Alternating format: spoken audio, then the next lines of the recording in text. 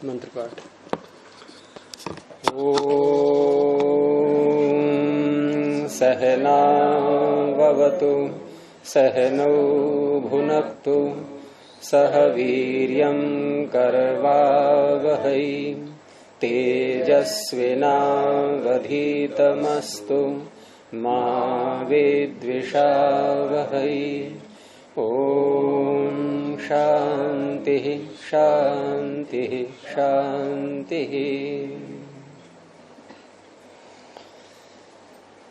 न्याय दर्शन की 125वीं कक्षा में आप सभी का स्वागत है।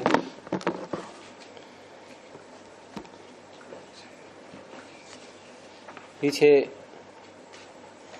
जो प्रकरण प्रारंभ हुआ था कि शब्द दो प्रकार का मानते हैं लोग, और दो मान्यताएं होने के कारण से पूर्व पक्षी ने संशय उठाया था। उन दो मान्यताओं में एक तो शब्द पहले तो दो भाग कर दिए, उसके दो भाग करने के बाद फिर एक प्रकार की मान्यता में संशय हुआ था। दो भाग कर दिए उसके कि वर्णात्मक और ध्वनि मात्र। ध्वनि मात्र में मात्र शब्द ये बता रहा है साथ में कि जो वर्णात्मक है उसमें भी ध्वनि है। ध्वनि दोनों में है।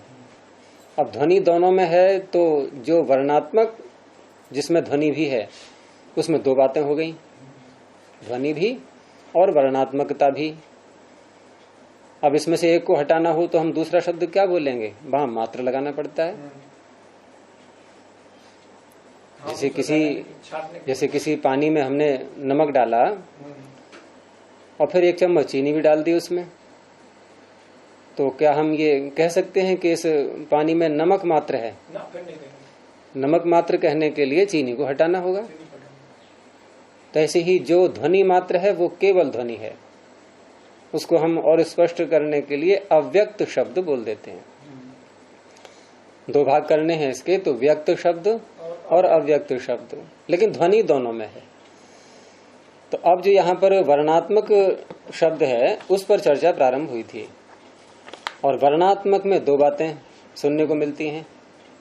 कौन कौन सी हैं वो दो बातें? विकार और आदेश। तो विकार मानने वाले ये कहते हैं कि जैसे हमने दधि और अत्र मिला करके यण आदेश करके दध्यत्र बनाया, तो इकार के स्थान पर यकार किया।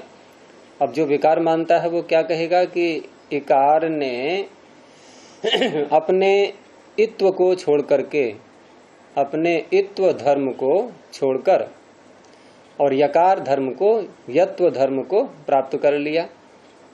इस रूप में इसको विकार कहा गया। और दूसरा जो आदेश मानते हैं वो कैसे कहेंगे कि इकार का प्रयोग का जहां प्रसंग आए वहां इकार को न बोल करके यकार बोल देना है। जैसे कोई गाड़ी है, उसमें बैलों को लगा करके गाड़ी ले जाते हैं। किसी दिन बैल उपलब्ध नहीं हुआ एक, तो बैल के स्थान पर भैंसे का प्रयोग कर लिया, घोड़े का प्रयोग कर लिया। तो यहाँ क्या घोड़ा या भैंसा उस बैल का विकार कहलाएगा? स्थानापन्न जिसको बोलते हैं, स्थानापन्न हो गया, आदेश हो गया। उसके प्रसंग में दूसरे का प्रयोग कर दिया। तो इकार दधि में ध में ई को बोलना है, उसको न बोल करके यकार को बोल दिया। इकार स्वयं विकार बन करके यकार के रूप में नहीं आया है। और ये कहाँ होता है विषय? संहिता के। संहिता जहां होती है, परः सन्निकर्षः संहिता, वहां इस प्रकार के प्रयोग होते हैं। मैं संक्षेप में ही बता रहा हूं क्योंकि ये तो पीछे पाठ हो चुका था। और आगे फिर उन्होंने हेतु दिए। पहले तो निश्चय कर दिया सिद्धांति ने कि ये आदेश पक्ष ही सिद्धांत पक्ष है, विकार पक्ष सिद्धांत पक्ष नहीं है। अर्थात वर्णों में विकार नहीं होता है, आदेश होता है।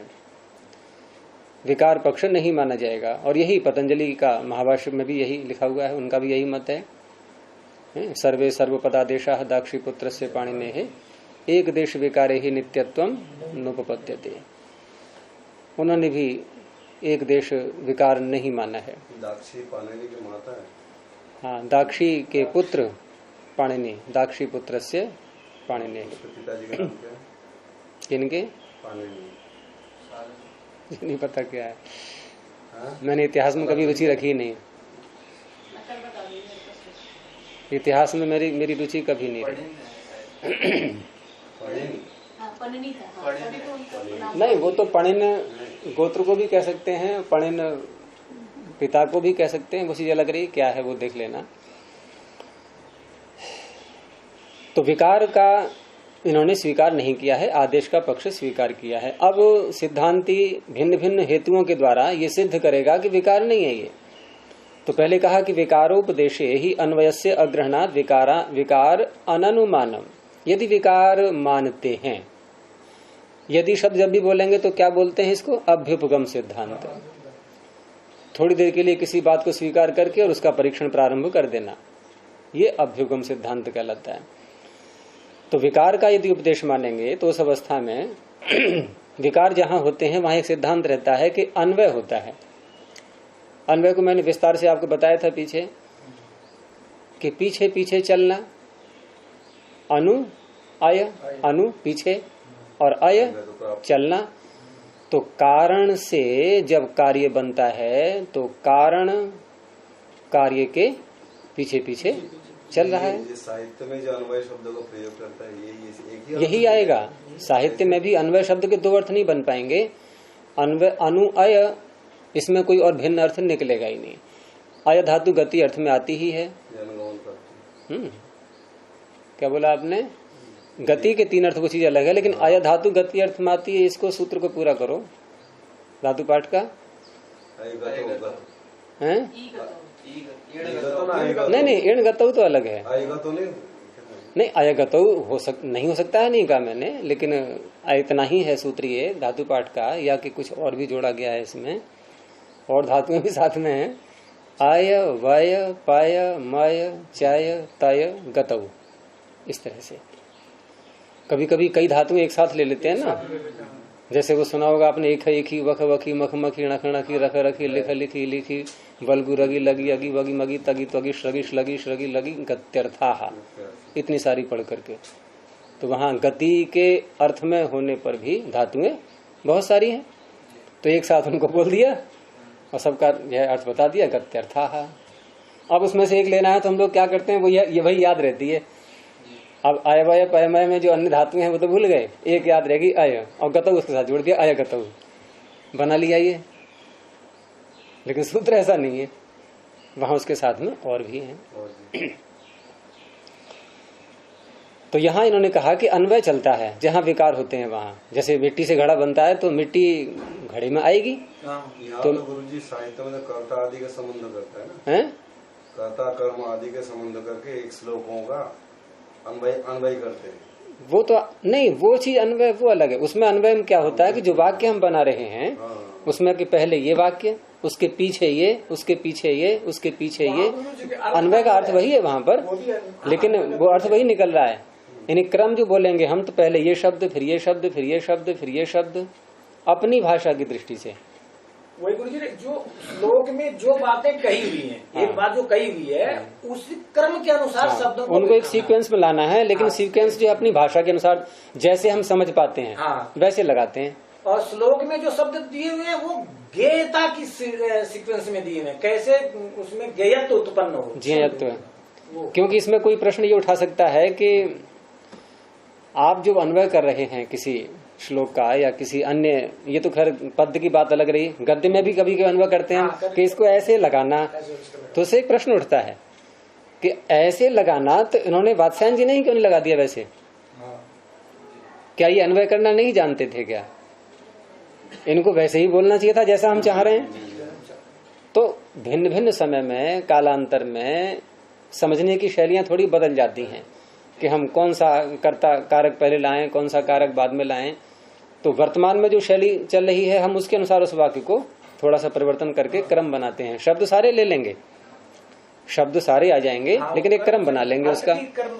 लेकिन उस काल में इसी क्रम से चलना होगा, हो जाता है, कोई बात नहीं है। तो वो अन्वय का अर्थ वहां भी वही है, एक क्रम लगाना। ऐसे यहाँ पर एक क्रम होता है कि कारण जो है वो कार्य में पहुंचता है।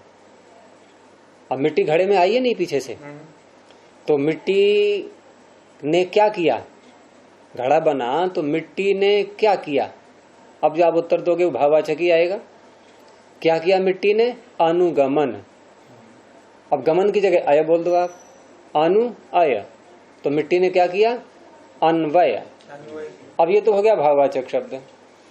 अब यदि हम बनाएं इसको विशेषण, जैसे उस दिन ही मैंने बताया था आपको, तो विशेषण बनाएंगे तो मिट्टी क्या है अब घड़े में, अन्वित। अब आप कहोगे धातु तो बदल गई है, तो ऐसा है जिसको हमने अय धातु कहा है, अभी अय धातु अलग से भी है। दूसरा इण धातु से भी अन्वय बन जाता है। इण धातु से कैसे बनेगा अय, वही प्रसिद्ध सूत्र है, कई बार बोला है मैंने, जिसमें 3 प्रत्यय एक साथ आए हुए हैं।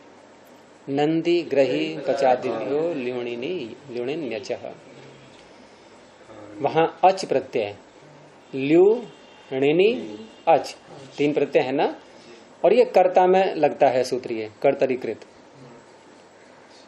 तो गमन करने वाला इस अर्थ में आएगा। लेकिन यहां क्योंकि अन्वय शब्द ये कर्ता में नहीं है, ये किस में है, भाव में है।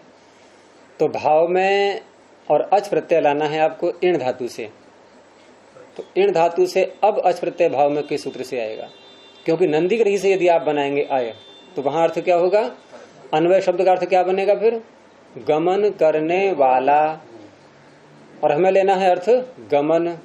अब कैसे करेंगे, अब नंदी ग्रही से नहीं कर सकते।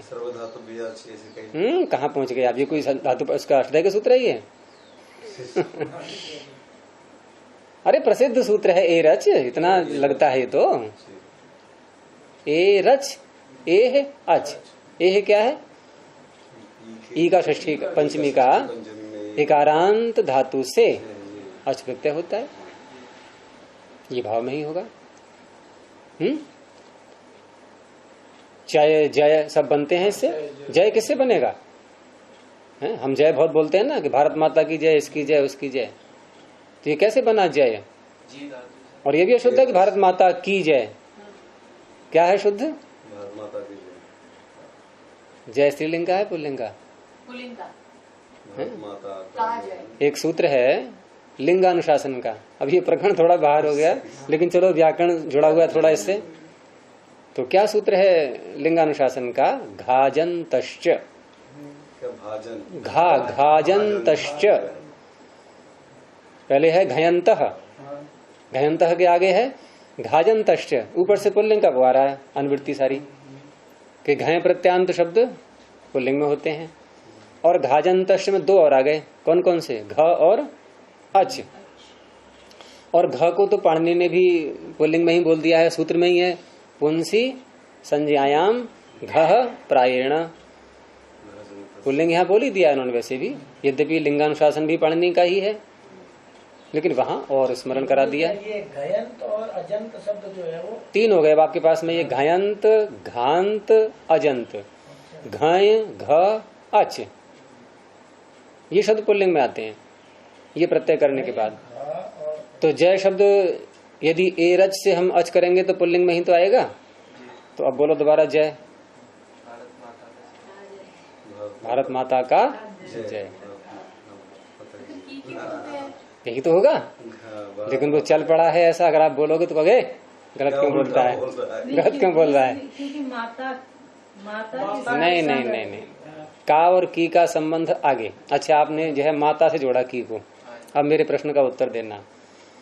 एक बेटी है, एक बेटा है किसी माँ का। अब जरा बेटा के साथ बोलो पहले। माता का पुत्र। क्यों बोला आपने? माता की पुत्र बोलो ना। माता की पुत्री, माता का पुत्र। फिर ये का की का संबंध किससे होता है? अगले शब्द से। ऐसा होता है संस्कृत, हिंदी में विभक्तियां शब्द से पहले आती हैं। ये हिंदी का व्याकरण आ गया। आप थोड़ा हिंदी में विभक्तियों के चिन्ह शब्द से पहले आते हैं। संस्कृत में विभक्ति के चिन्ह शब्द के बाद आते हैं। इंग्लिश में विभक्ति के चिन्ह शब्द से पहले आते हैं, ऑन द टॉप। अच्छा, इंग्लिश में पहले आते हैं गुरुजी? और हिंदी में भी। अच्छा, मैं घर जाता हूँ, आई गो टू होम। क्यों होम टू बोलो ना? गुरुजी हिंदी में तो बाद टू क्या है? विभक्ति का चिन्ह है। गुरुजी जो हिंदी में व्यक्ति बाद माने कहीं कहीं कहीं कहीं हिंदी में दोनों चलता है, हिंदी में दोनों चलते हैं, हिंदी में दोनों चलते हैं। जैसे अभी का और की बात आई, कहने को इसका संबंध दूसरे के साथ में है। का और की ये जो हम लिंग ला रहे हैं इसमें, यद्यपि माता के साथ में आएगी विभक्ति यहाँ पर, लेकिन माता के साथ में विभक्ति आने पर भी का और की में जो अंतर आ रहा है ये अगले शब्द से आ रहा है, जिसके साथ हम संबंध दिखा रहे हैं। लेकिन इंग्लिश में बिल्कुल ही अलग है, वहां प्रत्येक विभक्ति का चिन्ह शब्द से पहले आता है। और इंग्लिश में लिंग वाली बात नहीं है कोई विभक्ति के चिन्ह में। लेकिन संस्कृत में विभक्ति हमेशा अंत में ही आती है। संस्कृत में जब भी बोलेंगे विभक्ति तो अंत में ही आएगी। तो कहाँ पे थे हम? अन्वय और अन्वित में। तो मिट्टी क्या है घड़े में? अन्वित। हाँ, एरस से अच हो गया तो क्या बात है? नहीं, क्या हुआ? आप प्रश्न करो आगे, प्रश्न तो बोलो। हाँ, प्रश्न क्या है? समाप्त हो गया प्रश्न। तो जहां विकार होते हैं वहां एक सिद्धांत बताया कि अन्वय होता है वहां। क्या हमने दधि अत्र यहाँ ई के स्थान में जब यकार किया तो ई यकार में अन्वित है? ई है? नहीं, यकार में नहीं है। दध्यत्र ई यकार में आ रहा है? उसके गुण नहीं आ रहे, अलग है या क्या? उसका वो स्वयं बताएंगे, उसका प्रयत्न ही अलग है। घड़ा के दृष्टिकोण से घड़ा के अंदर जो मिट्टी आ गया, मिट्टी अन्वित हो गया। तो इसकी प्रकार ई के यकार बन गया। तो क्या यहाँ तो ई यकार में आ गया? आप क्या बोल रहे हो? उत्तर बोल रहे हो? आप प्रश्न बोल रहे हो? उत्तर ई के यकार में जब आकर थी यकार में ई अन्वित नहीं है कोई? कैसे? आपने फिर प्रश्न किया, उत्तर दो मुझे। अगर है अन्वित तो कैसे है आप बताओ? या में ई का कौन सा भाग है? भाग हो, कोई गुण हो, कोई धर्म उसका है? गुणादि तो नहीं मिलता। फिर हैं भाई, दूध से दही बना तो दूध के गुण कुछ दही में आए हैं कि नहीं आए हैं?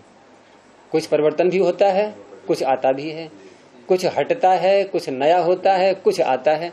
जो आता है उसे अन्वित कहते हैं, उसका अन्वय हुआ है। अब दही में जब दूध से दही बनाया तो दूध की सुगंध दही में आ रही है, वो हट गई, एक नई बन गई। दूध मीठा होता है, दही खट्टा होता है, क्या ये आया गुण? ये भी नहीं आया। लेकिन दही में, दूध में घी था, वो दही में आ गया नहीं सारा है। दूध पौष्टिक होता है, दही पौष्टिक है कि नहीं है? बहुत से धर्म आ गए। दूध सफेद होता है, दही क्या लाल होता है क्या? वो भी धर्म आ गया। तो बहुत से धर्म आ गए, बहुत से बदल गए हैं, चले गए, कुछ नए उत्पन्न हो गए। ये सारे काम होते हैं किन में? विकारों में। ऐसा यहाँ नहीं दिखाई दे रहा है ई को यकार करते समय।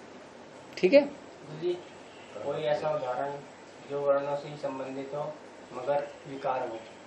वर्णों से संबंधित ही हो। जब सिद्धांत पक्षी ही है कि आदेश होता है तो विकार का उदाहरण क्यों दूंगा मैं? सिद्धांत विरुद्ध उदाहरण क्यों दूंगा मैं? सिद्धांत है तो पक्षी ही यही है कि आदेश है। ये पहला ही वाक्य है, आदेशोपदेशस तत्वम। तत्व निश्चय क्या है? आदेश का उपदेश, विकार का उपदेश नहीं है। अपना निर्धारित सूत्र बता दिया। हाँ, निश्चय कर दिया इन्होंने। तो कभी विकार नहीं होता वर्णों में। आ को आ हो जाता है, उसको भी विकार नहीं। अ को आ का तात्पर्य अ के बोलने के प्रसंग में आ बोल दिया। कि जैसे हमें साइकिल से जाना है, लेकिन आज साइकिल कोई दूसरा ले गया तो साइकिल के स्थान पर बाइक ले ली। अब क्या साइकिल का विकार है बाइक? ऐसे होता है, प्रसंग बोलते हैं इसको। इसके प्रसंग में इसका प्रयोग कर लेना, ये होता है वर्णों में। आदेश बोलते हैं इसको। वो विकार नहीं बोलते, आदेश कहेंगे। तो यहाँ इन्होंने वही अर्थ दिया है कि यदि ऐसा मानेंगे हम विकार का उपदेश तो अन्वय होता है वहां पर, और यहाँ अन्वयस्य अग्रहणात्, वार्तिक का अर्थ समझ में आ रहा है आपके? अन्वयस्य अग्रहणात्, वार्तिक को पकड़ा करो, वार्तिक में कभी कभी उलझन हो जाती है समझने में। अन्वयस्य, अब आप कैसे घटाओगे? अगर आप यूं कहने लगो, जैसे वार्तिक का अर्थ में करूं साधारण रूप से कि सती सप्तमी मान के विकार का उपदेश होने पर अन्वय का ग्रहण न होने से, जम रहा है कुछ? अब क्या करेंगे हम? यदि लगाएंगे। यदि विकार का उपदेश मानेंगे, तो थोड़ा सा अध्ययन कर लो अपनी भाषा में कि यदि विकार का उपदेश मानेंगे तो विकार के उपदेश में अन्वय होता है, और वो यहाँ है नहीं, वो यहाँ पर है नहीं। इसलिए अब अगला वाक्य बोलो, विकार अननुमानम, विकार का अनुमान नहीं है, अर्थात आदेश है। अब इसकी व्याख्या देखिए कि सति अन्वय किंचित निवर्तते, कुछ बातें हट जाती हैं। ये कहाँ घटेंगी आपकी? दूध से दही इत्यादि बनने में, आटे से हलवा बनने में, बहुत सी जगह मिल जाएंगे। और कुछ चीजें ऐसे बनती हैं जहाँ निवर्तन और नया बनना ये नहीं होता है, जैसे कि सोने से अंगूठी बनाई तो अंगूठी में सोने के सारे ही धर्म आ रहे हैं, कोई छूट गया है क्या? जैसे दूध और दही में अंतर आ रहा है, नहीं, कुछ बातें छूट गई, समाप्त हो गई। निवर्तते और किंचित उपजायते, कुछ और उपज हो गई, नए धर्म आ गए हैं कुछ। इति शक्यते विकार अनुमातुम, तो वहां तो विकार का अनुमान हो जाएगा है, लेकिन न च अन्वयो गृह्यते, ये किसका अर्थ किया इन्होंने? अन्वयस्य अग्रहणात् का, कि न च अन्वयो गृह्यते। कहाँ? अपनी ओर से अध्ययन करें, कहाँ? वर्णों में, वर्णों में अन्वय गृहित नहीं हो रहा है, तस्मात् विकारो नास्ति, विकार नहीं है। हो गया स्पष्ट? और दिया आगे हेतु, उसी को पुष्ट कर रहे हैं बार बार, किसको? विकार नहीं है, आदेश है। कि भिन्न करणयोश्च वर्णयो अप्रयोगे प्रयोगोपपत्ति ही, भिन्न करण वाले होते हैं ये वर्ण। करण से तात्पर्य यहां पर मैंने उसने समझाया था आपको, ऊपर की रेखा और अधोरेखा लिख करके बताया था नहीं? ऊपर की जो रेखा होती है हमारे मुख में ऊपर की रेखा, इसे क्या बोलते हैं? स्थान। नीचे की रेखा कर्ण, प्रयत्न बाद में बोलना उसको, उसे बोलते हैं कर्ण। तो मुख में ऊपर की रेखा कौन सी है?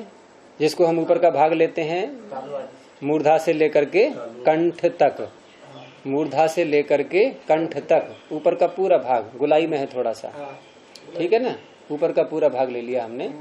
तो ये हो गया कंठ से, कंठ मूल से लेकर के और मूर्धा तक। मूर्धा किसको कहेंगे?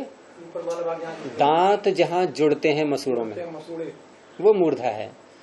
बीच का भाग क्या होता है? खुरदरा सा। हाँ, खुरदरा इसलिए कि वो दांत है ना घुसा हुआ उसके अंदर, तो उसका भी प्रभाव पड़ रहा है उस मांसपेशियों में उसके। बहुत दिनों तक गुरुजी मैं इसको उल्टा ही मानता था, मूर्धा बिल्कुल पीछे मानता था। तो आपने उसमें वर्ण बोल करके नहीं चेक किया?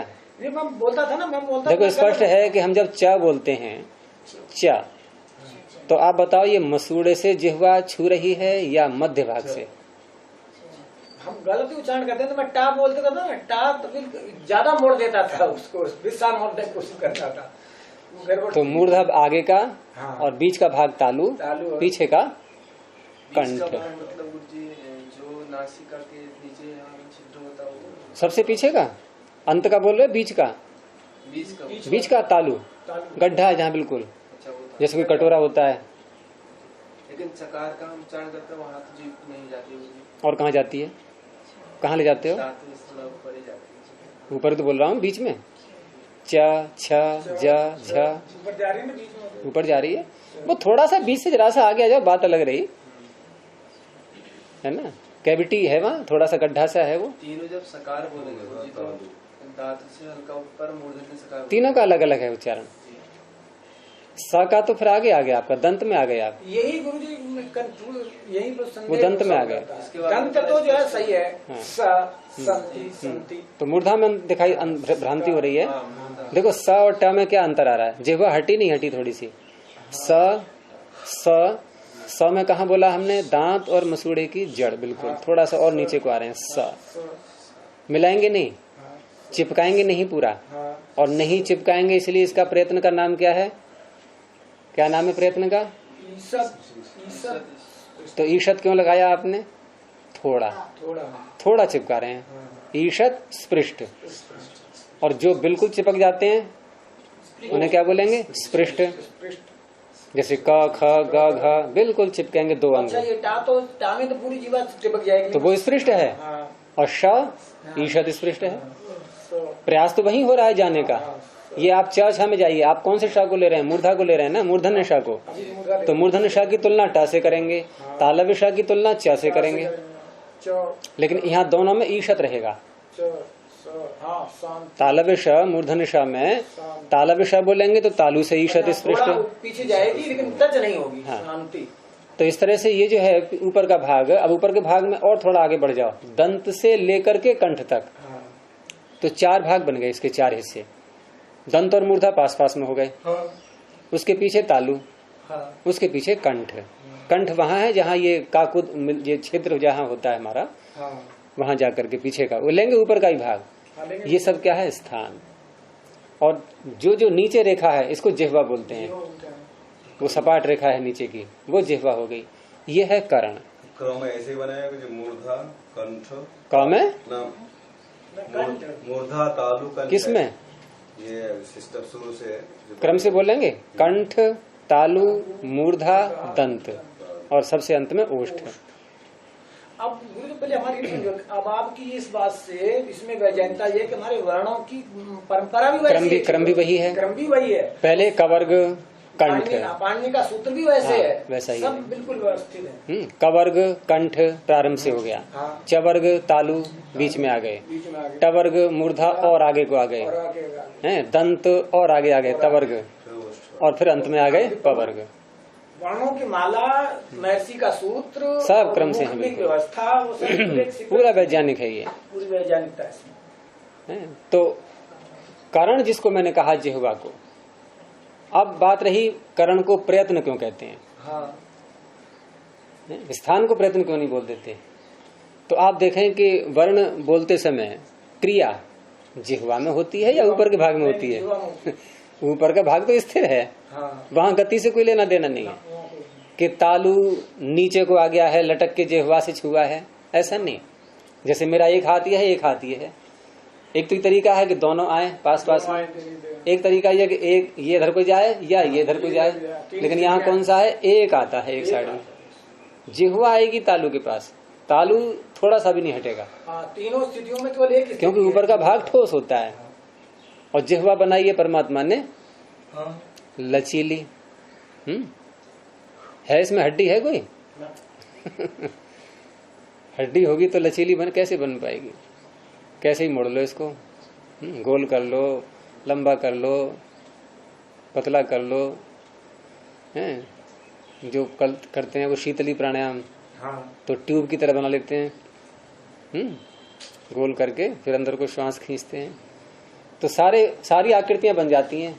जैसे वो देखोगे आपने जेली फिश, एक मछली होती है, उसका शरीर ऐसा ही होता है बस, कि वो शरीर के आकार को बदलती रहेगी, कोई आकार ही नहीं है, कोई फिक्स आकार नहीं है उसका, कभी कैसे ही कभी कैसे ही कभी कैसे ही उसके आकार बदलते रहेंगे, कोई हड्डी नहीं होती उसमें, उसका नाम ही है जेली फिश। ऐसी है ये जिह्वा। तो इसलिए इसको कर्ण कहेंगे, और कर्ण में क्योंकि प्रयत्न हो रहा है, क्रियते अनैति कर्णम, क्रिया तो इसमें हो रही है ना। अब गुरु जी प्रयत्न में दो प्रयत्न है, एक अभ्यंतर एक बाह्य।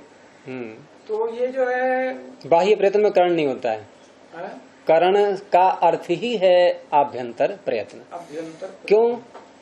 कर्ण है जीव, और जिह्वा से जो प्रयत्न होगा ये आभ्यंतर प्रयत्न कहलाएगा। तो ये ऊष्म वगैरह जो है, और ये ऊष्म और ये अंतस्थ नहीं, अंतस्थ नहीं, तो बाह्य प्रयत्न में आते हैं ना गुरु जी? नहीं, बाह्य प्रयत्न में तो सारे ही सभी का बाह्य प्रयत्न होगा, वो चीजें लग रही, लेकिन बाह्य प्रयत्न, वहां प्रयत्न शब्द बोल तो दिया गया है, लेकिन वहां कर्ण नहीं है एक भी। नहीं, वो दो एक और रह जाते हैं ना गुरु जी इनके वर्णों के, घोष अघोष और वो। हाँ, तो वो बाह्य प्रयत्न में आएंगे सारे, वो सारे बाह्य प्रयत्न में आएंगे। श्वासानुप्रदान, नाद, अघोष, श्वासानुप्रदान, नाद, घोष, अघोष, नादानुप्रदान, ये सब इस तरह से आते हैं। तो ये बाह्य प्रयत्नों में आएंगे। और अल्प प्राण, महाप्राण, ये बाह्य प्रयत्न में आएंगे। बाह्य में कहाँ किससे बाह्य मानेंगे हम, कहाँ से गणना होगी? मुख से बाहर, मुख से बाहर का, मुख से बाहर मतलब नीचे, नहीं कंठ से नीचे की, कंठ से नीचे की ओर, कंठ से नीचे होता है बाह्य। बाहर तो क्या तो कुछ नहीं। जब शब्द बाहर निकल गया तो फिर तो हम कुछ कर ही नहीं पाएंगे उसमें। अब क्या परिवर्तन कर सकते हैं उसमें? कोई परिवर्तन नहीं। तो यहाँ जो गले से नीचे जो हिस्सा होता है छाती का, ये यहाँ जो भी कुछ भी हो रहा है ये सब बाह्य प्रयत्न कहलाता है। लेकिन वहाँ करण कोई भी नहीं है। इसका नाम बाह्य क्यों? क्या करें फिर? देखो, आभ्यंतर का उल्टा बाह्य तो बनेगा। आभ्यंतर हो गया मुख, अब बाह्य इसको क्या कहें? अपने आप नाम दो फिर कोई। आभ्यंतर से विपरीत क्या शब्द होता है? तो कैसा लाओगे? दोबारा बोलोगे आभ्यंतर को? वही या आभ्यंतर तर और अधिक आभ्यंतर है, ये कहना चाह रहे होगे। कोई बात नहीं, बाह्य से प्रयोग कर दिया, समझा दिया, उसके लिए स्पष्ट है। तो इस तरह से जो है ये करण शब्द जब आएगा, क्योंकि इन्होंने यहाँ पर करण प्रयोग किया, देखो आप वार्तिक में भिन्न करणयोश्च, तो करण शब्द यदि आप दोनों अर्थों में ले लो, बाह्य और आभ्यंतर, तो संभव नहीं है, क्योंकि बाह्य में करण होता ही नहीं। करण केवल जिह्वा का नाम है, और जिह्वा के भी 3 भाग कर दिए गए हैं फिर। जिह्वा मूल, जिह्वा मध्य और जिह्वाग्र, बस यही 3 काम करते हैं। जिह्वाग्र को हम 2 तरह से लेते हैं फिर। एक जिह्वाग्र बिना मोड़े प्रयोग करना, त थ द ध न। एक जिह्वाग्र को थोड़ा सा मोड़ करके, ट ठ ड ढ ण, थोड़ा सा मोड़ा है। अच्छा जी, यहाँ जैसे जिह्वाग्र जिह्वा मूल में कुछ लोग उल्टा लेते हैं, ऐसे नासिकाग्र नासिका मूल में, कुछ लोग नासिकाग्र यहाँ ये वाला लेते हैं, कुछ लोग कहते हैं नासिकाग्र ये है, इसमें क्या? हाँ, तो उसको ले लेंगे ध्यान की दृष्टि से तो ठीक है, वहां प्रयोग में आ जाएगा वो। लेकिन जब गंध वाली बात आएगी तो गंध हमेशा नासिका का अग्रभाग लेता है, तो संवेदन यहाँ होता है हमें गंध का, पीछे नहीं होगा। मैंने देखा है कि कुछ लोग साधना की दृष्टि से आप कह सकते हैं कि नासिका, नासा मूल भी कहते हैं इसको, नासा मूल, नासा मूल भी है। यही पक्ष सही है कि नासिकाग्र ये है, नासा मूल ये है, वो ध्यान की दृष्टि से है। तो भिन्न करणयोश्च, भिन्न प्रयत्न वाले। अब करण का अर्थ क्या करेंगे हम? प्रयत्न। प्रयत्न भी कौन सा? आभ्यंतर प्रयत्न। तो भिन्न करणयोश्च, दोनों का भिन्न भिन्न आभ्यंतर प्रयत्न है। इकार का क्या है? विवृत। यकार का क्या है? ईषद। विवृत, दोनों का अलग अलग है। तो इनका जब प्रयोग करेंगे आप, तो वार्तिक अर्थ करेंगे भिन्न करणयोश्च वर्णयोः, भिन्न कर्ण वाले 2 वर्णों में, निर्धारण में सप्तमी, उनमें एक का, ये अपनी ओर से लगा लो, एक का अप्रयोग होने पर, एक का अप्रयोग जब होगा, एक को बोलना रोकेंगे तो प्रयोग। अब दूसरे का ध्यान कर लो, दूसरे का प्रयोग संभव है, उपपत्ति ही। एक का प्रयोग न होने पर दूसरे का प्रयोग हो सकता है। क्या कहना चाह रहे हैं? दोनों को एक साथ नहीं बोल सकते। जैसे सत्यपति जी उस दिन प्रयास कर रहे थे, किसको बोलने का कर रहे थे? क और क और टकार एक साथ बोलना चाह रहे थे ये।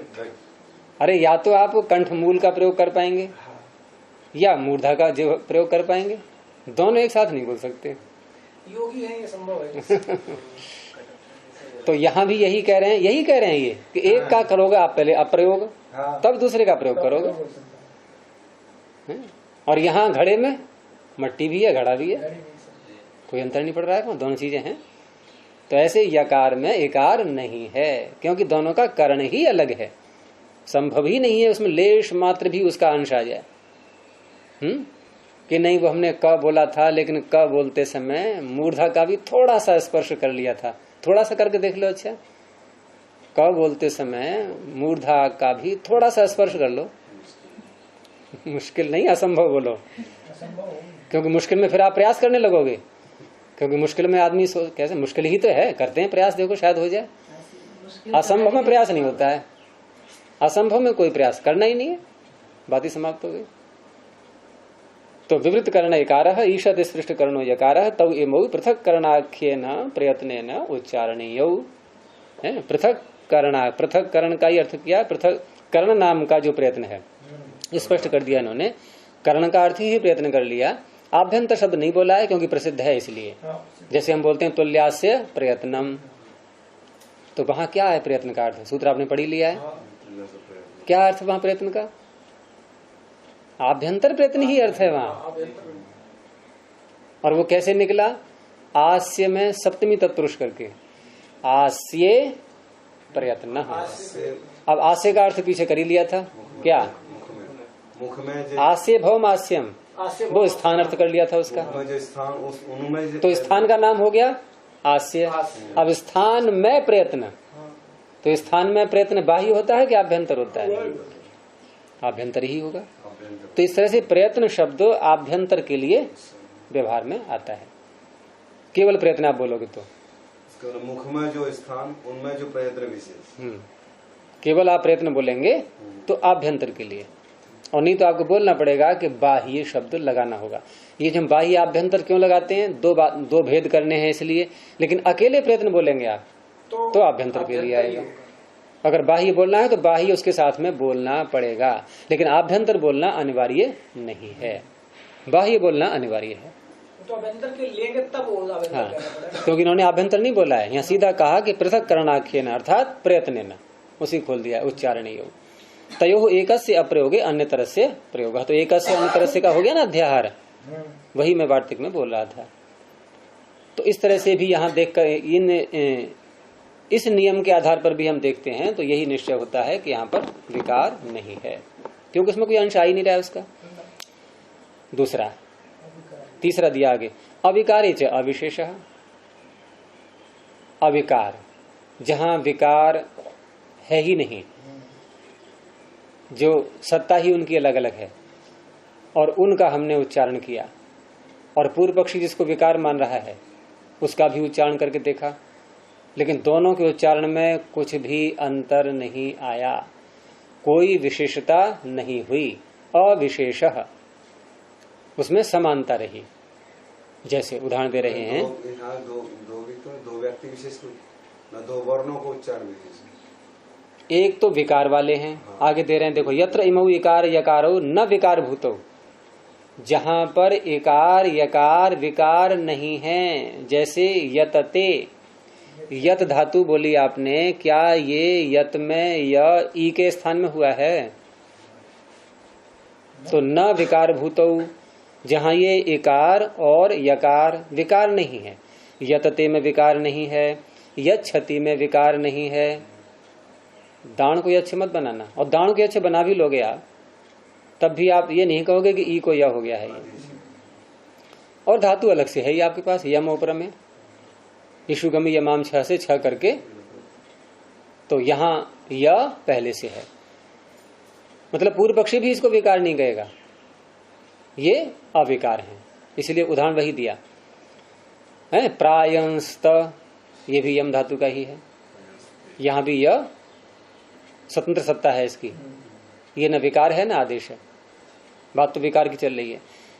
तो ये तो हो गई य के उदाहरण, कितने, 1 2 3। अब 3 ही ई के ले लो।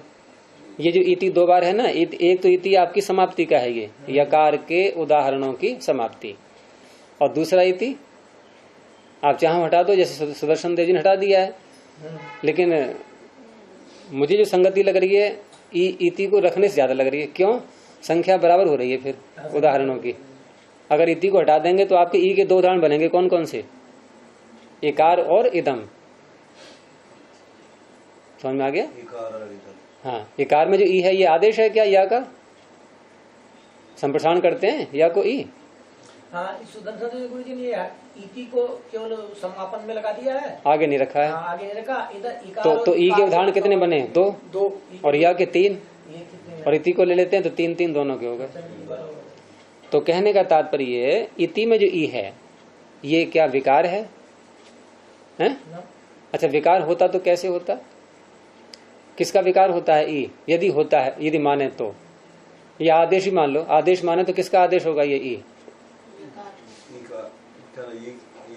आपने ई को या तो पढ़ लिया था, ई को या एकोणची करता है, क्या या को भी ई होता है? या को भी ई होता है, संप्रसारण बोलते हैं उसको। तो यहाँ कहने का तात्पर्य उनका वही है कि इति में जो ई है ये कोई या को ई नहीं हुआ है। ऐसे ही इकार में जो ई है ये या को ई नहीं हुआ है। इदम में जो ई है ये या को ई नहीं हुआ है, मूलतः स्वरूपतः ऐसे ही है ये। अब इनका उच्चारण किया, यतते बोला, यच्छति बोला, प्रायस्त, इति, इकार, इदम, एक तो ये बोले। अब ध्यान रखना इनके उच्चारण की प्रक्रिया। अब दूसरे ले लो आप, यत्र च विकार भूतो, किसकी दृष्टि से? पूर्व पक्षी की दृष्टि से। विकार मान रहा है ना वो, तो विकार वाले में इष्ट्वा यज धातु से बनाया, यज धातु से क्या हुआ? या को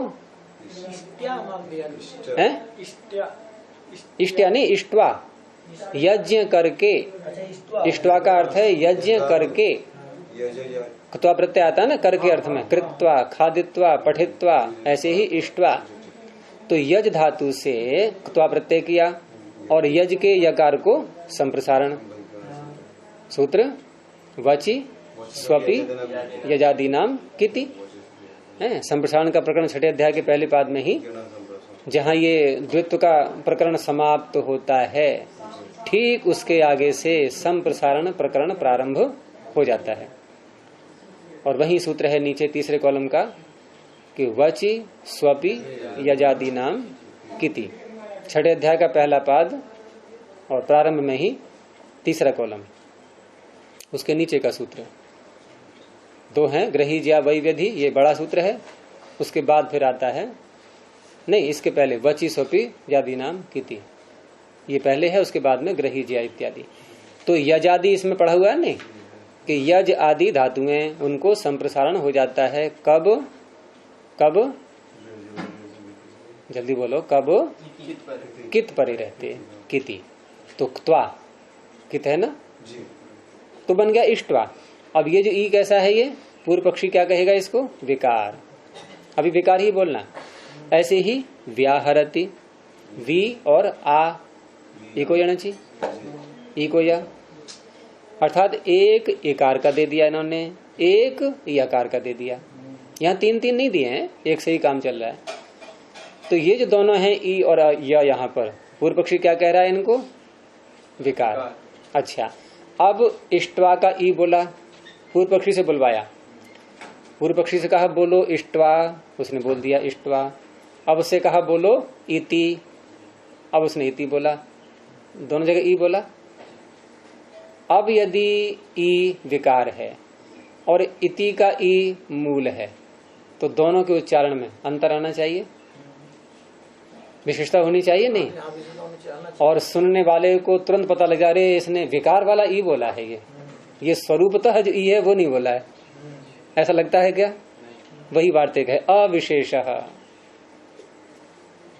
कोई विशेषता नहीं आ रही है। अर्थात जो अविकार स्वरूप ई और या नहीं है उनके बोलने में विकार वालों की दृष्टि से कोई भी विशेषता नहीं है, वैसा ही उच्चारण होता है।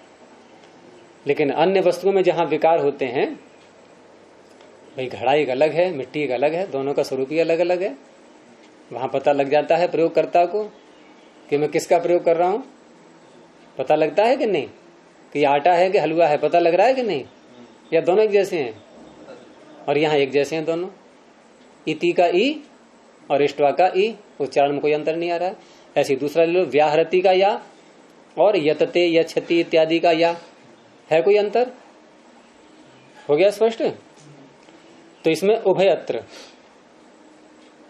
दोनों स्थानों में, जिसको विकार कह रहे हैं वहां भी और जो विकार नहीं है वहां भी, उभयत्र। प्रयोक्तुः अविशेषो यत्न, प्रयोग करने वाले का यत्न कैसा है? अविशेष, सामान्य, एक जैसा। और सुनने वाले का कैसा है? सुनने वाले को क्या अनुभव हो रहा है? एक जैसा। श्रोतुश्च, वो भी ले लिया आगे। श्रोतुश्च श्रुति ही, सुनने वाले को जो श्रवण हो रहा है। अब जो मान लो व्याकरण नहीं जानता है और उसके सामने हमने इति बोला और इष्टवा बोला और सुनने वाले से पूछा कि बता तुझे दोनों में ई का जो मैंने उच्चारण किया है इसमें अंतर दिखाई दे रहा है क्या? क्या कहेगा वो? एक जैसा बोला बिल्कुल। व्याहृति का या यतते का या एक जैसा लगेगा सुनने वाले को भी। और यदि वास्तव में विकार होता तो सुनने वाला भी कहता कि लग तो रहा है अंतर कुछ है, कि आपने इति बोला तो ई और तरह से बोला था, इष्टवा में ई बोला तो कुछ और तरह से लग रहा है। ऐसा नहीं होता। हो गया, 3 हो गए इनके प्रमाण। एक और दिया चौथा, पीछे हमारा कहां तक हो गया था? यहाँ तक है पहला और दूसरा भिन्न करणयोश्य वाला हो गया था। अच्छा, अभिकार्य पहली बार हो रहा है ये? अच्छा, तो स्पष्ट हो गया ये। चलें आगे। अब आगे कहा प्रयोज्यमान अग्रहणाच्य। जब एक बार और बता दो इसको। किसको? जब आ का आ होगा तो उसमें प्रयत्न तो एक ही है ना दोनों का, तो उसमें हो जाना चाहिए विकार उनके हिसाब से। तो प्रयत्न एक है और उसकी मात्रा समय समय एक मात्रा, 2 मात्रा, ह्रस्व, दीर्घ। और सत्ता भी देखो आप, आ की सत्ता अलग है, आ की अलग है नहीं है? हम जब वर्णों की गिनती करते हैं 63 वर्ण, तो आकार और आकार अलग अलग गिनती करते हैं इनकी, हैं? करते हैं नहीं करते हैं? अच्छा, तो ऐसा गिनती करते समय अनुभव में आता है कि ये जो आ है ये आ का ही बन गया है, ऐसा लगता है क्या? सत्ता कहाँ हुई फिर अलग उनकी? गिनती जब करेंगे तो स्वतंत्र सत्ता, जैसे हर मनुष्य पृथक पृथक है, क्या कोई मनुष्य दूसरे मनुष्य में घुस गया है क्या? कोई विकार कहेंगे कि ये मनुष्य इस मनुष्य का विकार है? सबकी सत्ताएं अलग अलग हैं। तो आ एक अलग सत्ता वाला वर्ण है, उसकी स्वतंत्र सत्ता है, एक अस्तित्व है उसका, और ह्रस्वकार का एक अलग अस्तित्व है। पाणिनि ने ऐसे ही पढ़ा है, पाणिनि ने ऐसे ही पढ़ा है और अणुदित सवर्ण से चा प्रत्यय है सूत्र के द्वारा उसका ग्रहण करवा दिया गया है। आकार के द्वारा दीर्घ आकार का भी परिवार का ही माना गया है उसका, वो सवर्ण होने से उसका भी ग्रहण करवा दिया गया है। ऐसे ही माना है पाणिनि ने। और वर्णोच्चारण शिक्षा पाणिनि की ही है और पाणिनि का सूत्र वर्णोच्चारण शिक्षा में है ही। प्रश्न किया गया, पहले प्रश्न उन्होंने उठाया है स्वयं महर्षि दान ने कि वर्णः कति सन्ति, वर्ण कितने हैं? तो क्या उत्तर दिया है वहां? 63 ही।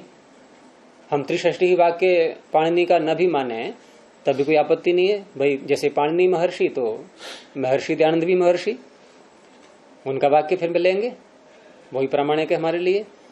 तो वो कह रहे हैं 63 वर्ण है अलग अलग, सबकी सत्ता अलग है, कोई किसी का विकार नहीं। ये भ्रांति बिल्कुल निकाल दो अंदर से। और व्याकरण शास्त्र रचा ही इसी आधार पर गया है। व्याकरण शास्त्र विकार मान के नहीं रचा गया, आदेश मान करके। और हमने व्यवहार भी ऐसा ही किया है अब तक व्याकरण में जितनी सिद्धियां हमने पढ़ी हैं और किसी के स्थान में कुछ करते हैं तो मैं क्या बोलता रहा हूं अब तक? कहीं विकार बोला मैंने अभी तक? यही परंपरा चल रही है। इसके स्थान में ये आदेश, इसके स्थान में ये आदेश, ऐसे ही तो बोलते हैं। तो आदेश ही होता है। सबकी अपनी बात अलग स्वतंत्र। 63 वाला तो उसमें पाणिनि शिक्षा में भी आता है श्लोक। पाणिनि शिक्षा पाणिनि की पुस्तक नहीं है, वो अवैदिक है, अनार्ष है। उसको कभी मत बोलना, उसका प्रमाण कभी मत बोलना किसी के सामने। हाँ, जो वैदिक आर्ष विधि से पढ़ा हुआ व्यक्ति है वो कभी स्वीकार नहीं करेगा उसको। महर्षि दयानंद ने उसका निषेध कर दिया। तो किसने लिखा? तुम्हारा पहले ही श्लोक से पता लग जाएगा। पहले श्लोक बोलो। अथ शिक्षाम प्रवक्ष्यामि पाणिनीयम मतम यथा। और लोग कहते हैं पाणिनि की है ये। क्या पाणिनि ऐसा कहेंगे कि मैं अब एक शिक्षा लिख रहा हूं जो कि पाणिनीय मत के अनुसार है? ये पाणिनि कहेंगे? पहले श्लोक में पाणिनि अपना नाम बोल के कहेंगे कि मैं ऐसी किताब लिखने जा रहा हूं अब जो पाणिनि के अनुसार है। जैसे मैं कोई पुस्तक लिखूं कि मैं ऐसी पुस्तक लिख रहा हूं जो चंद्रदत्त के अनुसार है, ऐसा बोला जाएगा? तो किसी और की स्पष्ट हो गया कि नहीं? हेरा फेरी गुरु जी कहीं न कहीं सूत्र वहाँ ध्यान से देखा जाए तो मिल जाता है। क्योंकि चोर जब चोरी करता है ना तो कहते हैं ना कोई सबूत अपना छोड़ ही जाता है। मूर्ति के सामने जो हम लोग प्रार्थना करते हैं, तुम हो अगम अगोचर सबके प्राणपति, वो कहते हैं, अगम भी कहते हैं, अगोचर भी कह रहे हैं। मूर्ति जयपुर से लाई गई है और आंखों से देख रहे हैं, और वो जो है अगोचर कहते हैं परमात्मा को, दिखाई दे रही है। मतलब वो कि आपके पीछे स्थितियां जो है ना, अलग विषय है। किसे कहते हैं अगोचर? और क्या करोगे आप? जो दिखाई नहीं देता। हाँ, फिर कैसे, ये अर्थ कैसे निकला?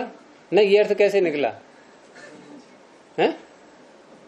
दिखाई नहीं देता, ये अर्थ कैसे निकला अगोचर का? जो परमात्मा का वास्तविक स्वरूप है, तो मेरा प्रश्न ये नहीं है, मेरा प्रश्न ये है कि अगोचर शब्द का अर्थ, माना कि नहीं माना, मतलब चोर चोरी करता करता भी कुछ न कुछ प्रमाण छोड़ जाता है, अगोचर शब्द का अर्थ ये कैसे निकला कि दिखाई नहीं देता? आप सोचोगे चाचा जी छोड़ते नहीं, एक बात पकड़ लेते हैं तो। हाँ, गो कहते हैं इंद्रियों के लिए, और गोचर इंद्रियों का जो विषय है, इंद्रियां जिसको प्राप्त कर सकती हैं। चर धातु गति अर्थ में आती है, चर गति भक्षण है, गति का अर्थ है ज्ञान गमन प्राप्ति। इंद्रियां जिसको प्राप्त कर सकती हैं उसे क्या कहेंगे? गोचर। और जिसको इंद्रियां प्राप्त नहीं कर सकती वो अगोचर हो गया। और इंद्रियों में 5 इंद्रियां आ गई, तो जो मूर्ति सामने रखी है उसको हम देख रहे हैं आंखों से कि नहीं? तो आंखों से दिखाई देने वाली वस्तु गोचर होगी क्या? गोचर। अच्छा, और उसके सामने बैठ करके बोल क्या रहे हैं कि तुम हो एक, तुम हो अगम, यानी आप मेरी आंखों से दिखाई न देने वाले हो, कह क्या रहे हो, कर क्या रहे हो, प्रसाद ना चढ़ा रखे हो, और देख रहे हैं आंखों से रहे हो। और पर वो साधन तो है ना, अगोचर को पाने वाले साधन तो है ही हो। अच्छा, मूर्ति साधन है परमात्मा तक पहुंचाने के लिए, तुम अपने कंधे बैठा के पहुंचाएगी वो कैसे? जैसे हाँ। मतलब अब ये विषय हट जाएगा, बाद में चर्चा करना है इस पर, ठीक है? तो अविकारे च अविशेष, हाँ ये तो हो गया। प्रयुज्यमान अग्रहणाच्य, जब कुंभकार घड़ा बनाता है मिट्टी से, तो वहां हमें एक प्रक्रिया होती हुई दिखाई देती है कि देखो ये मिट्टी का पिंड बनाया, इसको चाक पर रखा, पानी डाल के गीला करके चाक पर रखा, फिर हाथों से उसमें कुछ क्रिया की, और धीरे धीरे धीरे बनता हुआ घड़ा दिखता है और ये बन गया। ऐसा लगता है कि नहीं? अर्थात जहाँ विकार हो रहे हैं, वास्तव में जो विकार कहलाते हैं, वहां हमें क्रिया होती हुई, संपन्न होती हुई अनुभव में आती है। क्या जब वक्ता ने दधि अत्र के स्थान पर दध्यत्र बोला था, उस समय ई परिवर्तित होते हुए, देखो अब ये ऐसा मुड़ा, ऐसा टूटा, ऐसा इधर हो गया, इकट्ठा हो गया, ऐसे बन गया, और देखो ये या के रूप में आ गया, ऐसा दिखता है क्या? नहीं दिख रहा है। प्रयोज्यमान अग्रहणाच, प्रयोग किया जाता हुआ, अग्रहण, उसका कोई ग्रहण नहीं हो रहा है। नहीं, ऐसे ग्रहण नहीं हो रहा है कि ई को बदल करके हमने या को बनाया है, ऐसा प्रयोग किया जाता हुआ नहीं ग्रहण हो रहा है। लगता क्या है कि एकदम ई समाप्त और यह बोल दिया, कहीं कोई अंतर नहीं है। सोने से अंगूठी बन रही है तो सोना रखा जाएगा सामने, फिर कूट पीट करके जैसा भी है उसको पिघला करके सांचे में डाल के वो सब बनाया जाएगा। ये सब दिख रही है सारी क्रियाएं। आटे से हलवा बन रहा है तो सारा दिख रहा है, सब कैसे कैसे बन रहा है, परिवर्तन कैसे कैसे हो रहे हैं। यहाँ बिल्कुल नहीं दिखाई देता। दूध से दही दिखता है। दूध से दिखता है दही? आपको जगना पड़ेगा 5 घंटे। पहली बात तो आपको दूध दिखाई देता रहेगा बहुत देर तक तो, लेकिन यहाँ जब ई को या बोलेंगे तो ई तुरंत गायब हो जाएगा। आप जब दही बनाओगे दूध गायब नहीं होगा कि देखो देखो भगोना बिल्कुल खाली हो चुका है, अब बिल्कुल साफ कर दिया है मैंने, अब देखो इसमें दही आने वाला है थोड़ी देर में। ऐसा होता है क्या? दूध दिखाई देता रहेगा, फिर धीरे धीरे आप हिलाओगी कि हाँ अभी थोड़ा गाढ़ापन नहीं आया है, फिर 1 घंटे बाद हिलाया थोड़ा गाढ़ापन आ गया। ये सब क्रिया दिख रही है नहीं सारी। लेकिन दध्यत्र में दधी और अत्र है, ई को या बोला तो देर लगी क्या? कोई परिवर्तन होता हुआ दिखाई दिया कि ई जो है अब ये बदल करके या के रूप में आ गया है। तो वही कहा आगे कि न खलु इकार है प्रयोज्यमान यकारताम आपद्यमानो गृह्यते। इकार प्रयुक्त किया जाता हुआ और यकारता को प्राप्त होता हुआ नहीं दिखाई दे रहा है। ये न को इधर ले लेना। इकार प्रयोज्यमान यकारताम आपद्यमान न गृह्यते। समझ में आ गया? नहीं दिखाई दे रहा है। तो कहा क्या हो रहा है फिर? पूर्व पक्षी पूछता है किम तरही, फिर क्या हुआ ये? तो हुआ क्या? इकारस्य प्रयोगे यकारः प्रयुज्यते। इकार का प्रयोग करना था, इकार को न प्रयुक्त करके यकार का प्रयोग कर लिया, तस्मात् ये निष्कर्ष आ गया। इसलिए क्या है ये? क्या है? अविकार। अविकार है अर्थात विकार नहीं है, आदेश है।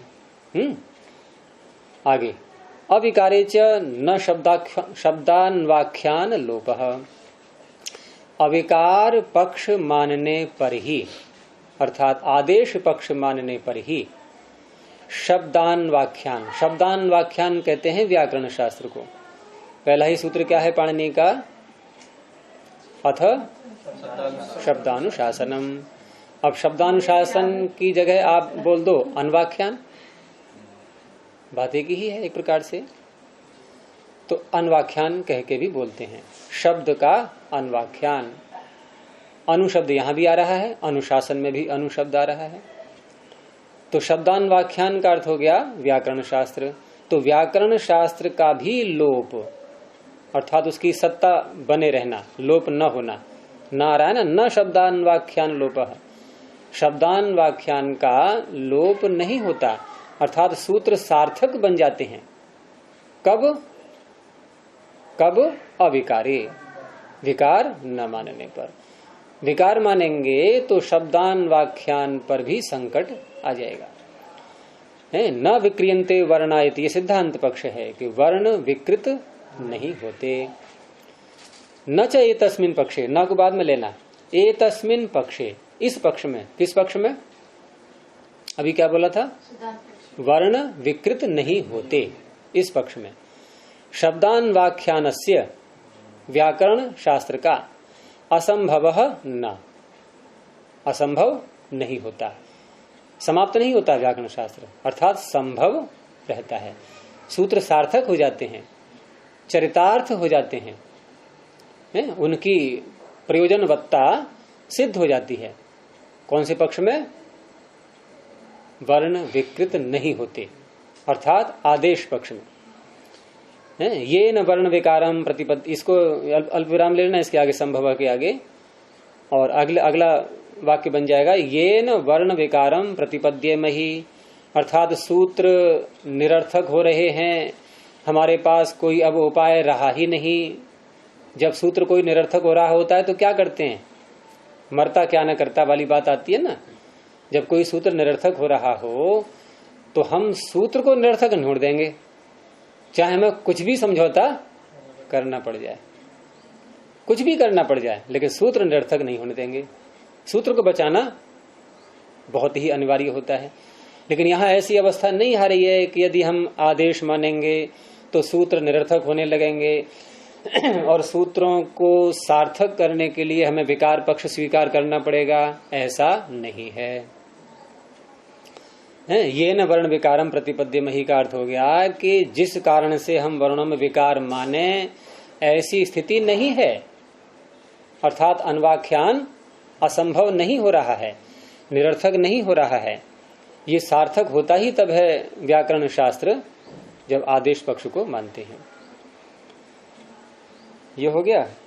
और आगे न खलु वर्णस्य वर्णांतरम कार्यम,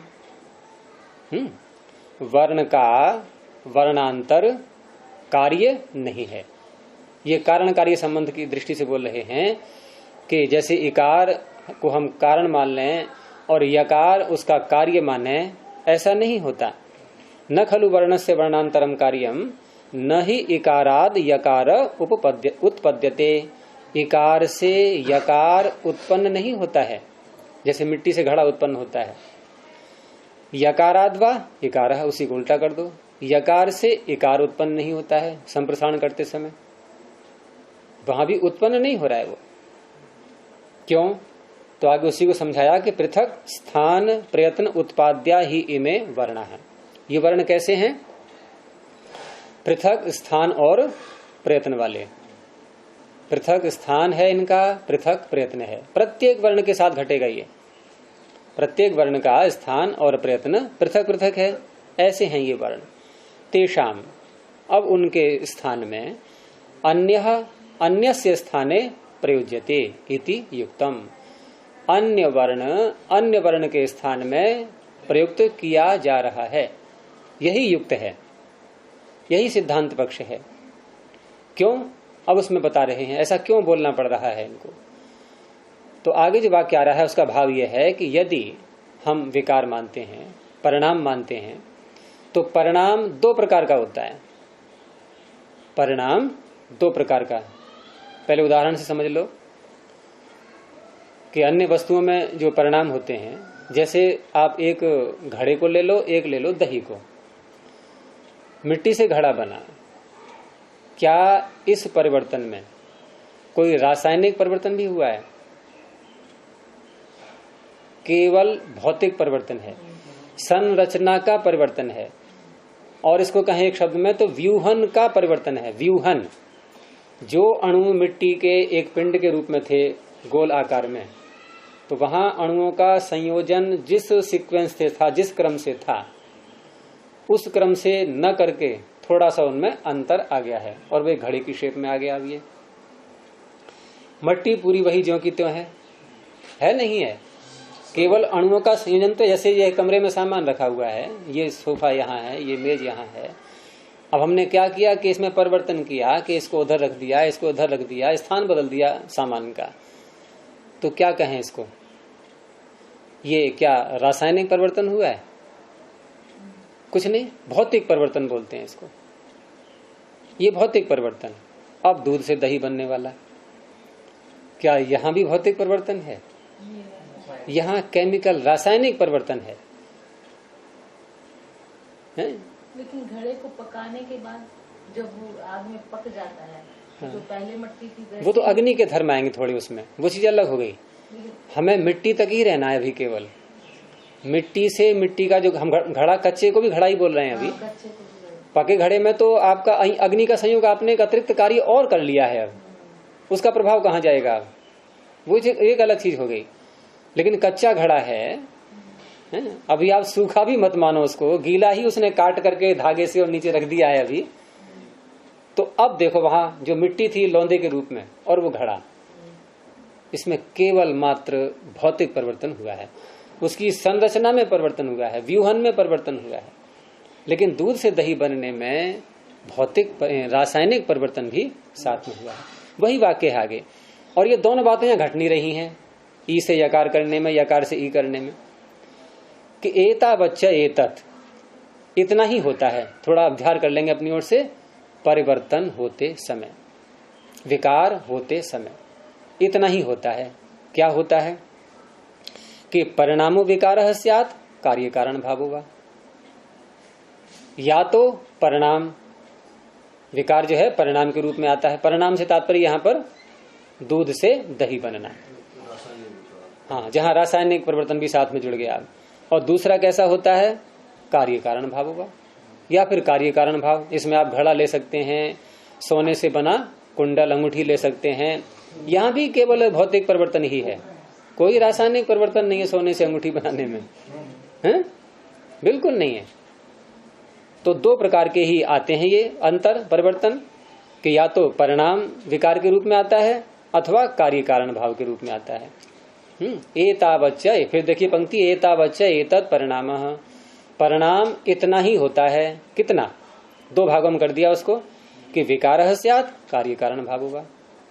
या तो विकार के रूप में जैसे दूध दही इत्यादि है, आटे से हलवा रोटी इत्यादि बना ली ये, अथवा कार्य कारण भाव के रूप में जहां मिट्टी से घड़ा इत्यादि बन रहा है। इसको विराम में ले लीजिए, अल्प विराम लगा करके। फिर आगे उभयम च नास्ति, और यहां दोनों बातें नहीं है। किसमें? किसमें? वर्णों में, ई से या बनने में, या से ई बनने में, दोनों ही बातें नहीं है। उभयम च नास्ति तस्मात्। अब तस्मात् को बार बार क्यों बोलना पड़ रहा है? इनको निष्कर्ष में पहुंचाना पड़ रहा है ना। वही बात फिर दोहराई, तस्मात् न संति वर्ण विकाराः, इसलिए ये विकार नहीं है। और ले लेते हैं आगे, सरल है ये, समाप्त करते हैं इसको।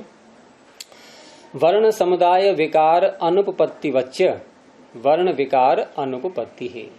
अब एक ऐसा उदाहरण ला रहे हैं जिसको पूर्व पक्षी भी विकार नहीं कहेगा, आदेश ही कहेगा। और वो कहाँ कहता है वो आदेश? पूर्व पक्षी कहाँ स्वीकार कर रहा है इस बात को कि आदेश हो जाता है ये? जहां वर्णों के समुदाय में हम परिवर्तन करते हैं। अभी तो एक वर्ण की बात चल रही थी, ई को यह करना, यह को ई करना, हुआ स्पष्ट? अब समुदाय ले लो आप।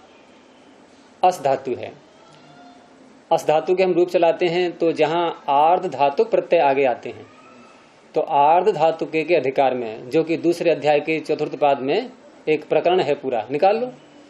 आर्ध धातु के पहले कॉलम में, दूसरे अध्याय का चौथा पाद पहला कॉलम, आधे से नीचे की ओर, आर्ध धातु के, जल्दी निकाला करो। मिल गया? आर्ध धातु के दूसरे अध्याय का चौथा पाद पहला कॉलम। सुकामा जी को बहुत देर लगती है। मिल गया? है नहीं, जहां मैंने बताया था वहीं पर। संख्या कुछ भी हो सकती है, मैंने संख्या से याद नहीं किए हैं सूत्र। बहुत लोग संख्या से भी कर लेते हैं याद, लेकिन क्यों इतना काम बढ़ाया जाए जिससे काम चल रहा है। तो यहां से आर्ध धातु का प्रकरण प्रारंभ हो जाता है, और ये प्रकरण कहां तक जाता है? जहां से लुक प्रकरण प्रारंभ नहीं हो जाता। और लुक से आप सब लोग परिचित हो चुके हैं, कई बार ये आ चुका है विषय, ठीक है ना? है इसी में लुक प्रकरण नहीं है, तो वहां तक आर्ध धातु को ले लो आप। अब देखो उसी में सूत्र है अस्तेर भू। अस धातु को भू आदेश करता है। ये कब करता है? आर्ध धातुक विषय में, आर्ध धातुक प्रत्यय आगे आने पर। विषय है ये, विषय का तात्पर्य आने वाला है, तब भी ले लेते हैं। आर्ध धातुक आने वाला है, आया नहीं है अभी, तैयारी पूरी हो चुकी है, तो विषय में ये भी हो जाता है। तो यहां अस में कितने वर्ण हैं? दो, अर्थात अनेक। अब आप दो नहीं बोलो, क्या बोलोगे? अनेक, एक से अधिक। और उसको भू किया, भू में कितने हैं? अनेक। तो ये क्या हो गया? वर्ण समुदाय।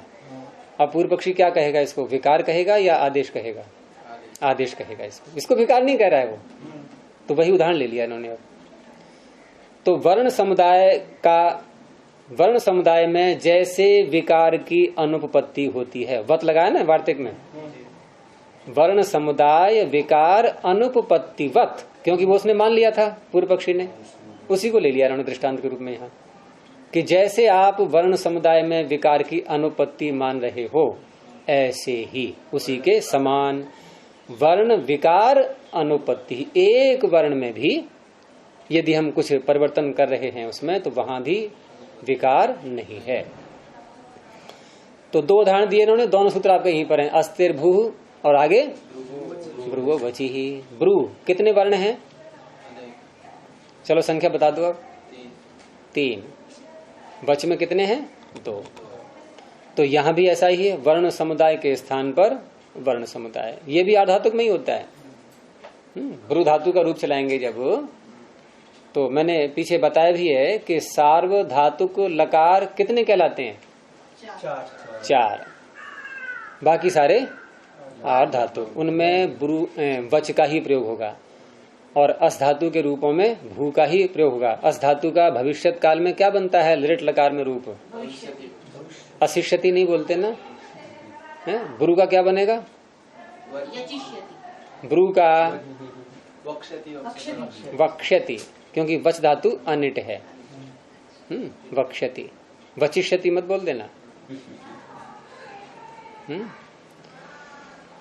तो अस्तेर भू ब्रुवो वचि ही इति यथा वर्ण समुदायस्य धातु लक्षणस्य। ये वर्ण समुदाय कैसा है?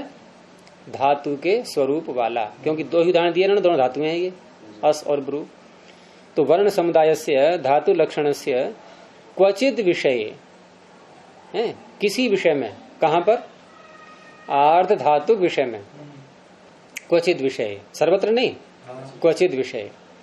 ये संकेत कह रहा है इनका, आर्ध धातु की ओर संकेत है ये, है? उस विषय में वर्णांतर समुदाय अल्प विराम, वर्णांतर समुदाय हो जाता है, ठीक है। और यहाँ न परिणाम न कार्यम, जो पीछे बताई थी ना बातें कि परिणामो बेकार है, कार्य कारण भाव होगा। यहाँ पूर्व पक्षी भी दोनों बातें नहीं मान रहा है कि न तो ये कोई परिणाम है यहाँ, और न कोई कार्य कारण भाव है इसमें। अस को भू करना, ब्रू को वच करना, इसमें न परिणाम है न कार्य है। ये क्या है फिर? अल्पविराम लगा लीजिए आगे। क्या है कि शब्दांतरस्य स्थाने शब्दांतरम प्रयुज्यते। स्पष्ट है यहाँ कि शब्दांतर के स्थान पर एक दूसरा, एक भिन्न शब्द, दोबारा बता दें, धातु लक्षण से क्वचित विषय वर्णांतर समुदाय। ये यहाँ तक पूरा हो गया वाक्य आपका, ये अल्प विराम। फिर दूसरा वाक्य, न परिणामो न कार्यम, ये भी अल्प विराम पीछे जोड़ा हुआ है। मतलब इसमें न परिणाम हुआ है न विकार न कार्य है। पीछे बताया था ना कि परिणाम विकार है स्यात् कार्य कारण भाव हुआ, दोनों बातें हटा दी कि न तो ये परिणाम है मिट्टी से घड़े के समान, न ही ये कार्य है। कैसा? कैसा? दूध से दही के समान। क्या है फिर ये? तो यहां अल्पविराम फिर लगा लीजिए कार्यम के आगे। क्या है फिर ये कि शब्दांतरस्य स्थाने शब्दांतरम प्रयुज्यते। फिर अल्पविराम, तथा उसी प्रकार से, क्योंकि सूत्र में वार्ते में क्या है? वत। अब ये वत का अर्थ कर रहे हैं। उसी प्रकार से वर्णस्य वर्णांतरम इति, एक वर्ण में भी, ये तो समुदाय का दिया था उदाहरण, समुदाय का उदाहरण कहाँ घटाना है? एक वर्ण में। तथा वर्णस्य वर्णांतरम इति, ऐसे ही वर्ण के स्थान पर दूसरा वर्ण आ गया है, विकार नहीं है, आदेश है। अभी और भी प्रमाण देंगे, वो आगे देखेंगे। प्रणव ध्वनि। ओ